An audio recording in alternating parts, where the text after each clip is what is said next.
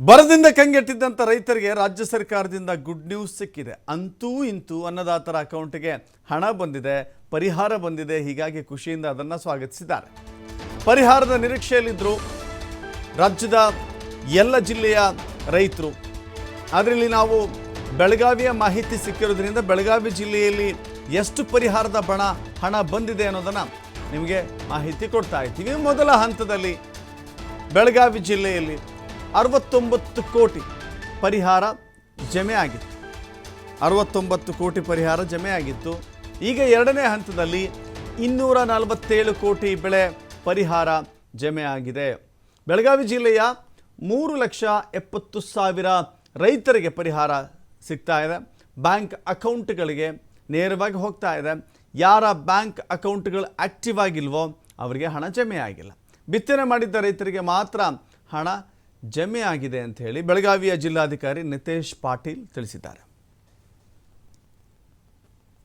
ಬೆಳಗಾವಿ ಜಿಲ್ಲೆಯಲ್ಲಿ ಕರ್ನಾಟಕ ಸರ್ಕಾರ ಪರಿಹಾರ ಒಂದು 247 ಕೋಟಿ, ಸುಮಾರು 2,68,077 ರೈತರ ಖಾತೆಗೆ 247 ಕೋಟಿ ಸರ್ಕಾರ ಬೆಳೆ ಪರಿಹಾರ ಬಿಡುಗಡೆ ಮಾಡಿದೆ.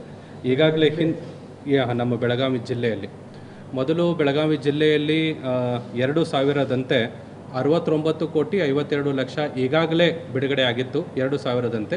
ಇನ್ನು ಉಳಿದ ಪರಿಹಾರದ ಮೊತ್ತ ಏನಿದೆ ಅದು 247 ಕೋಟಿ ದುಡ್ಡನ್ನು ಎಲ್ಲ ರೈತರ ಖಾತೆಗಳಿಗೆ ಬರ ಪರಿಹಾರದವನ್ನು ಬಿಡುಗಡೆ ಮಾಡಿದ್ದಾರೆ. ಇದೊಂದು ಪ್ರಮುಖವಾದ ಅಂಶ. ಮತ್ತು ಇನ್ನೂ ಸ್ವಲ್ಪ ರೈತರಿಗೆ ಆಧಾರ್ ನಾಟ್ ಸೀಡೆಡ್ಡು ಮತ್ತು NPCI ನಾಟ್ ಸೀಡೆಡ್ ಮತ್ತು ಸ್ವಲ್ಪ ಜನರದ್ದು ಅವ್ರ ಅಕೌಂಟಿಗೆ ಹೋಗ್ತಾರಿಂದ ಅಕೌಂಟ್ ಆ್ಯಕ್ಟಿವ್ ಇಲ್ಲ ಮತ್ತು ಸ್ವಲ್ಪ ಜನರದ್ದು ಅಕೌಂಟ್ ಕ್ಲೋಸ್ ಆಗಿದೆ. ಆ ತರಹದ್ದು ಸ್ವಲ್ಪ ಆ ರೈತರಿಗೆ ಬಂದಿಲ್ಲ. ಸೊ ಯಾರು ರೈತರು ಬಂದಿಲ್ಲ ಅವರಿಗೂ ನಾವು ಎಲ್ಲ ತಹಸೀಲ್ದಾರಿಗೆ ಆ ಮಾಹಿತಿಯನ್ನು ಕೊಟ್ಟಿದ್ದೇವೆ.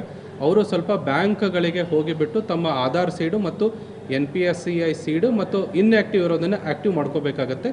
ಆವಾಗ ಆ ರೈತರಿಗೂ ಕೂಡ ಬರ ಪರಿಹಾರದ ದುಡ್ಡು ಅವರ ಅಕೌಂಟಿಗೆ ನೇರವಾಗಿ ಅವರ ಖಾತೆಗೆ ಹೋಗುತ್ತೆ.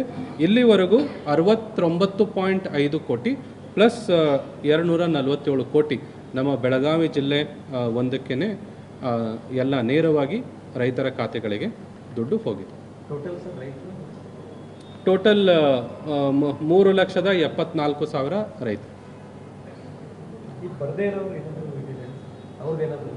ಬರದೇ ಇರೋದು ಕಾರಣ ಅಷ್ಟೇ, ಅವರ ಒಂದು ಫ್ರೂಟ್ಸ್ ID ಆಗಿಲ್ಲ ಅವ್ರದ್ದು.